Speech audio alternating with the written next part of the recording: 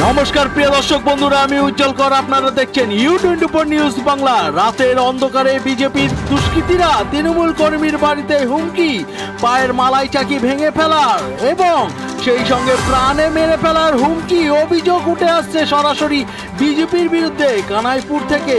আমরা সরাসরি ঘটনাটি কি ঘটেছে সেই অন্ধকারে কেষ্ট ঘোষের পরিবারের সঙ্গে, যদিও সেই ঘটনার সময় কেষ্ট ঘোষ ও তার ছেলে বাড়িতে ছিল না, ছিল তার ছেলের নতুন বউ এবং কেষ্ট ঘোষের বউ ও তার মেয়ে।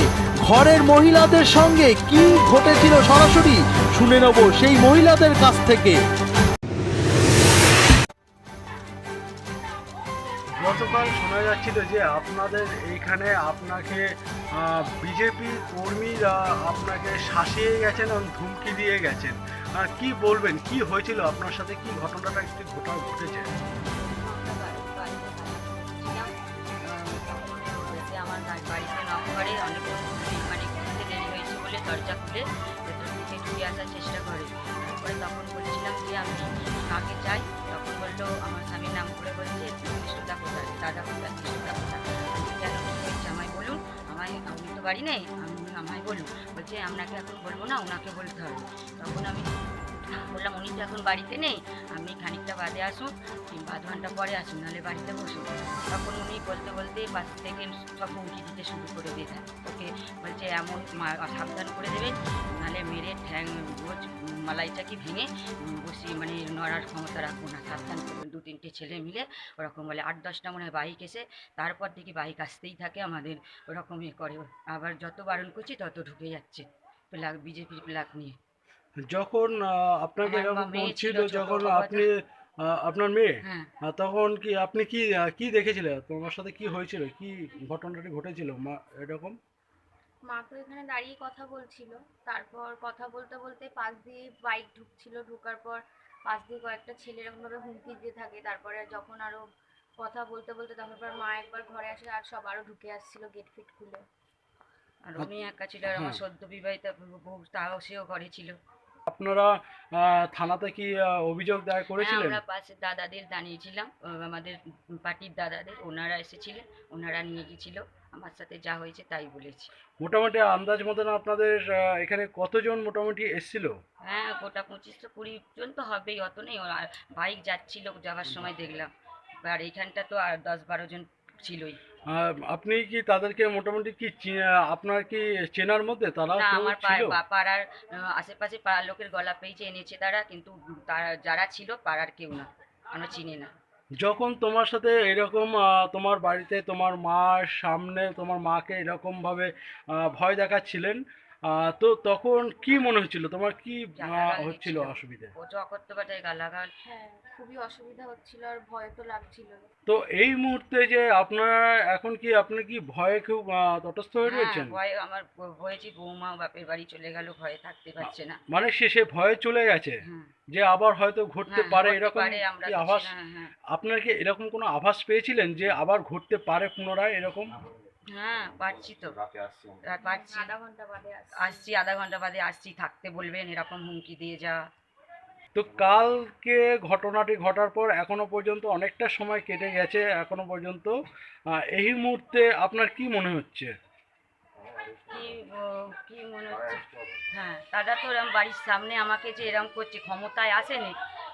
তারা যদি এরকম ক্ষমতায় আসার অধিকারই পায়নি, তারা সামনে এসে বাড়িতে এসে হুমকি দিয়ে যাচ্ছে, তাহলে ক্ষমতায় এলে কী করবে? আমি তো খুব ভয়। মনে তো ভয় একটা লাগছেই, বাইরের দিকে বেরালে এবার কি হবে সেরকম একটা ভয় কাজ করছে। তো কালকে থেকে কি এখনো পর্যন্ত কেউ বাইরে গিয়েছিলে? না, এখন অব্দি যাইনি। এই পড়া কেন যাওনি? ভয়েতে যা যা পাঠাইনি এখনো। সুনীল ঠাকুরের বাড়ি, ওখানেই পড়াশোনা করতে। ওখানে হ্যাঁ, ওখানেই ওর বাড়ি, জন্যই আর পাঠাইনি। ওখানেই আমার পড়া। তুমি কি এই বাড়ির কে ছেলে, হবে? আমি এই বাড়ির ছেলে, আমি একটা তৃণমূল পার্টির কর্মী।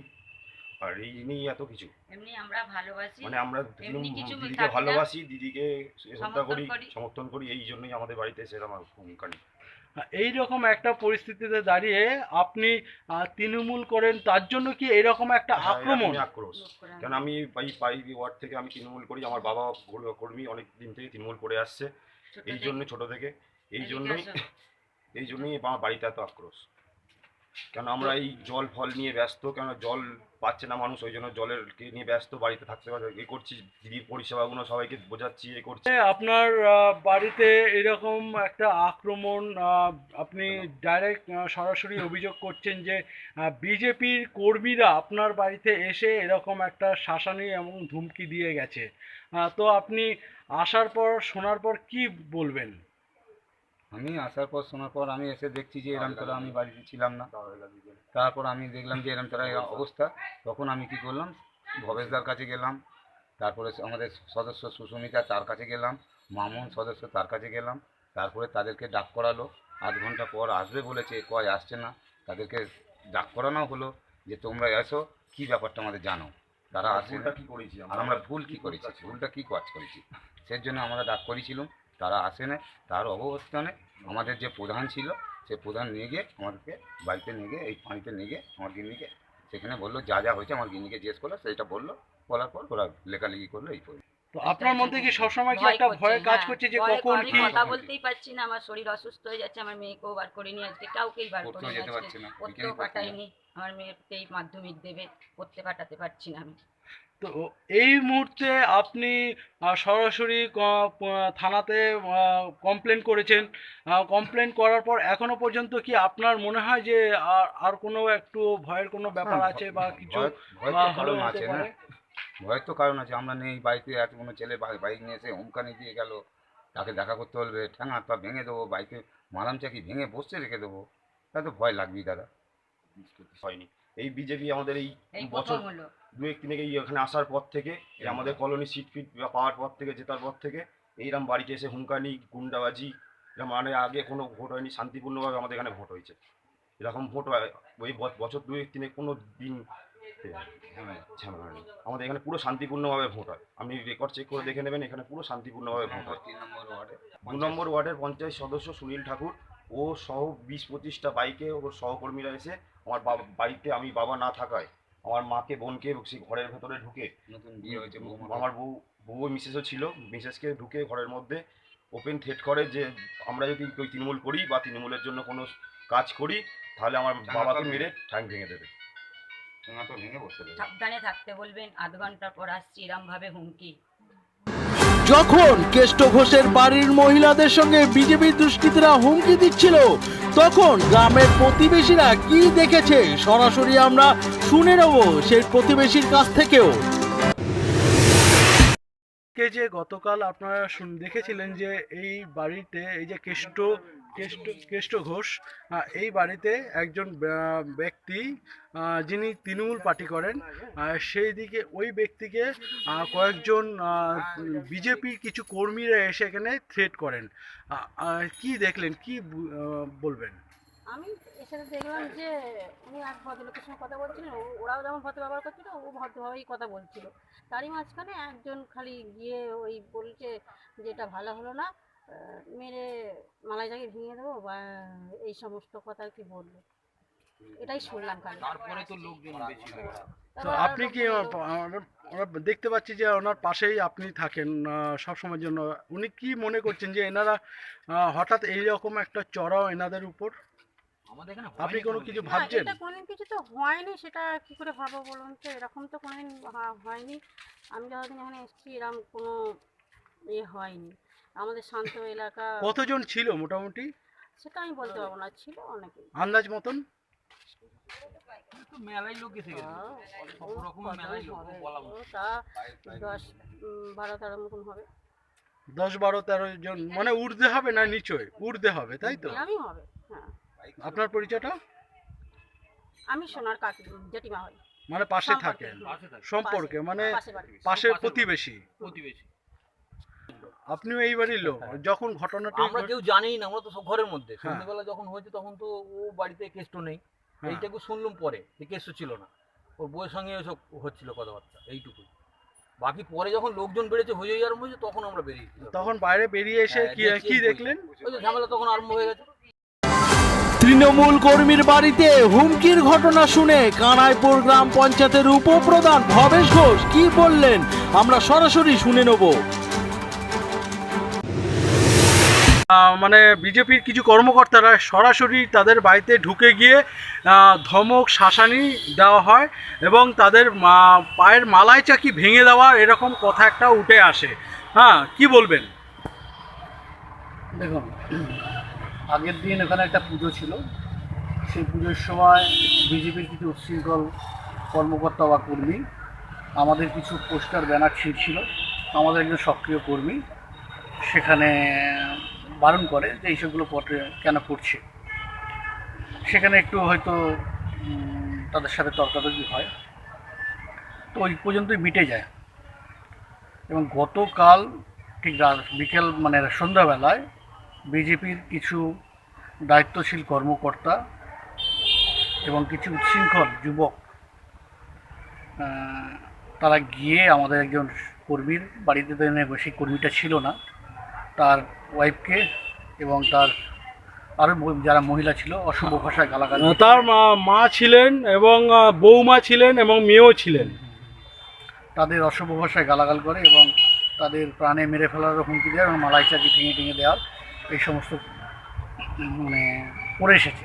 বাড়িতে একটা এরকম একটা কর্মকাণ্ড ঘটিয়ে এসেছে। সে অভিযোগ আমরা কানাইপুর বিট হাউসে করেছি। দেখা যাক পুলিশ কী ব্যবস্থা নেয়।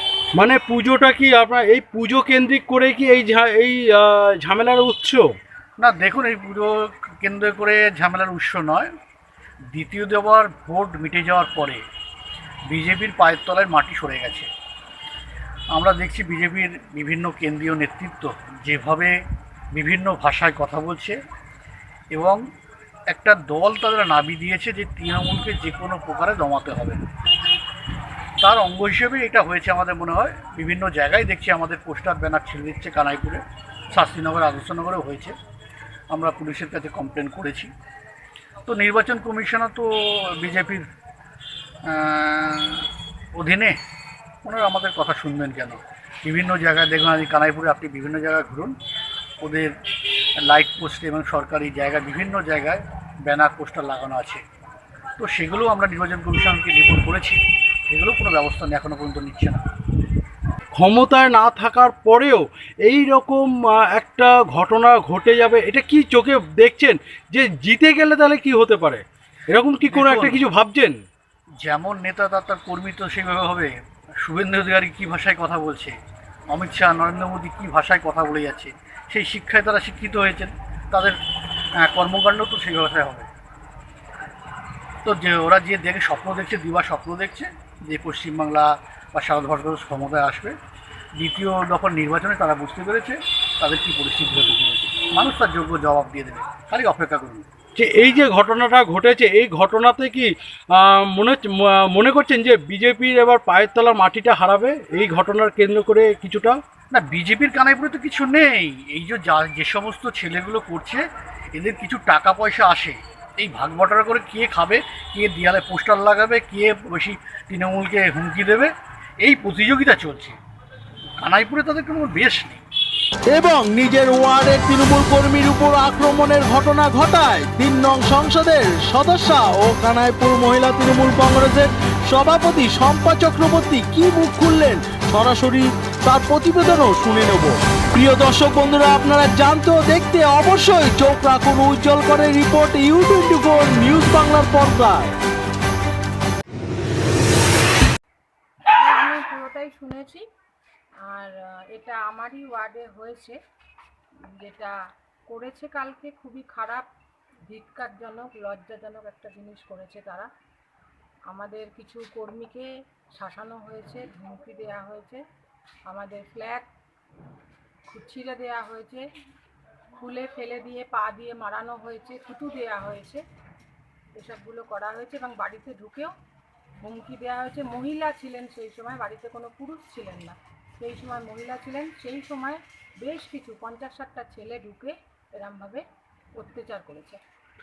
দেখা যায় যে ঠিক ভোটের মুখেই যেখানে দুই দলই রাজনৈতিক দুই দলই তাদের নিজস্ব প্রচারে তারা ব্যস্ত, ঠিক প্রচারে সেই ভোটের মুখে এরকম একটা ঘটনা ঘটা, সেটা কি চোখে দেখবেন? এতে কি কোনো রকম কি ভোটের কি প্রভাব পড়বে না? প্রভাব বলতে দেখুন, আমরা তো এরম ধরনের কাজ আশা করি না। আজকে বিরোধীরা যে কাজটা করেছে খুবই খারাপ কাজ করেছে। যা যদি কিছু পড়ার থাকে তাদের পড়বে, আমরা তো এই কাজ কিছু করিনি।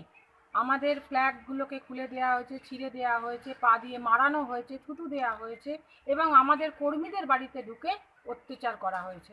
তো সেখানে তো যদি কিছু ফল হয়, খারাপ ফল তো তাদের হবে, আমাদের কিছু না। এমনিতেও আমাদের খারাপ ফল হবার কোনো মানে নেই জায়গা, কারণ আমাদের প্রচুর পায়ের তলার মাটি নেই। প্রচুর আমাদের কাজ দিদি করছে। তা সেই দিদি যেখানে দেখা যায় রাজ্যে এখনো পর্যন্ত জেলার মধ্যে যিনি দাঁড়িয়েছেন বিজেপির কবির শঙ্কর বোস, হ্যাঁ, এখনো পর্যন্ত সে ভোটের লড়াইয়ের মুখে, কিন্তু কোনো রকমভাবে এখনো তা ক্ষমতায় নেই। ক্ষমতায় আসলে আপনারা কি মনে করছেন যে কি হতে পারে? হ্যাঁ, তাহলে সেটাই সাধারণ মানুষ দেখুক যে আজকে তারা ক্ষমতায় নেই এবং তাদের কোনো লোকবলও নেই, তা সত্ত্বেও তারা কিন্তু আমাদের এইভাবে আমাদের মানে শান্ত মানুষগুলোকে অশান্ত করে তুলছে, এরমভাবে সন্ত্রাস ছড়াচ্ছে। সেখানে যদি আজকে তারা ক্ষমতায় আসে তাহলে তারা তো মা বোন কিছু জ্ঞান করবে না এবং আজকে আগুন জ্বলবে কানাইপুরের বুকে। এটাই তো মানুষ, সাধারণ মানুষ এগুলো দেখছে।